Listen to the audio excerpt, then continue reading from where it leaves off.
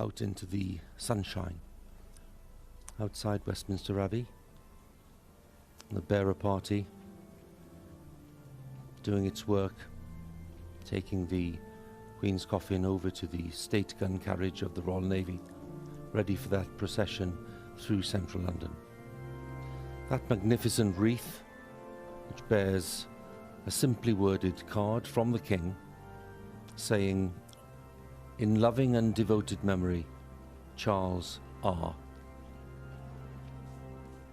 The imperial state crown, the orb and sceptre, the emblems of majesty and earthly power, glinting and gleaming in the sunlight. The end of this state funeral service, the first to be held at the Abbey since 1760. So truly a day of history and a funeral service for the longest reigning monarch in British history.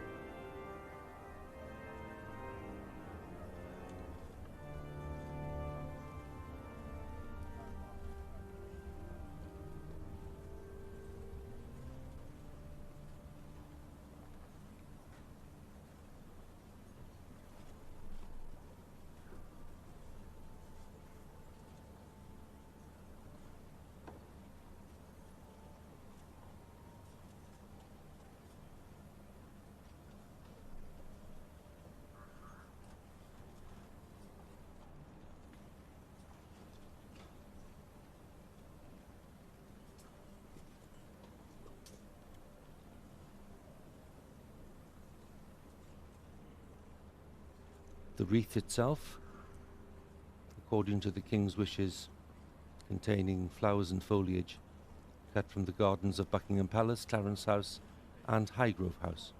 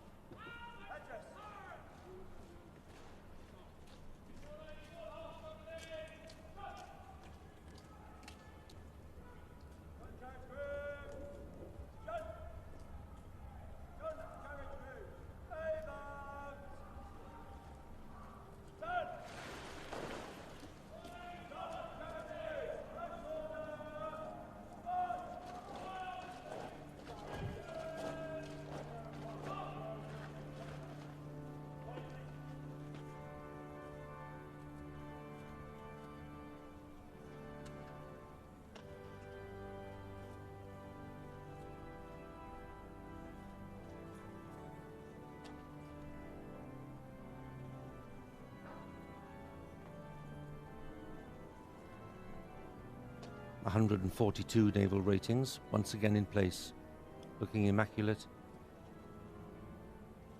ready to draw this century-old gun carriage through the streets of central London.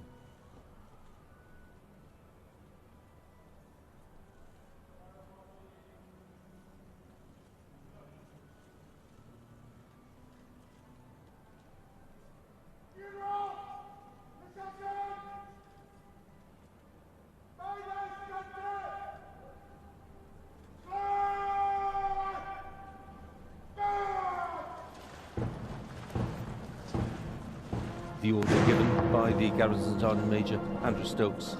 The great funeral procession sets off from Westminster Abbey. The mournful beat of the music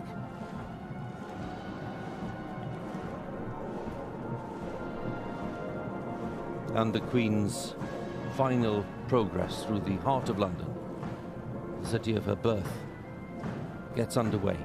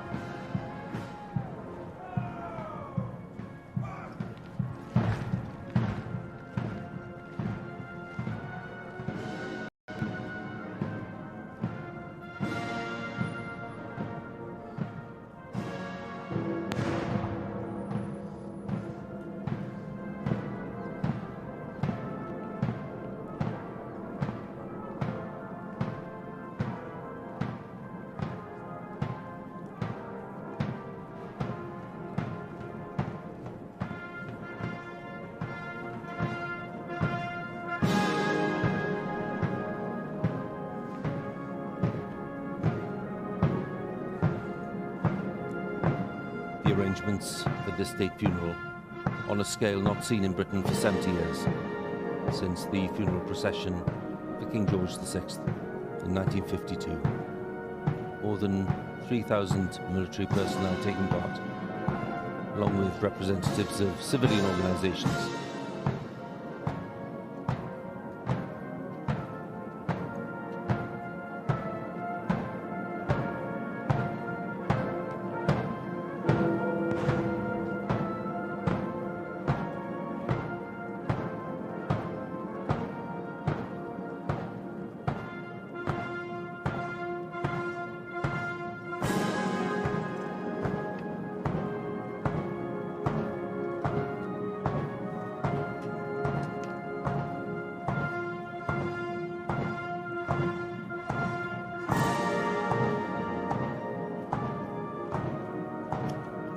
The head of the procession, which is along the Mall, we have representatives of Commonwealth countries and the armed forces,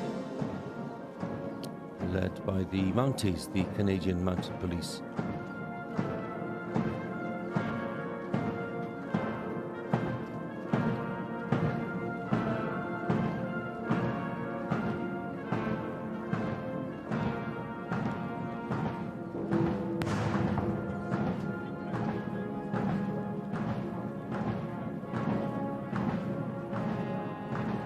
Back at Parliament Square.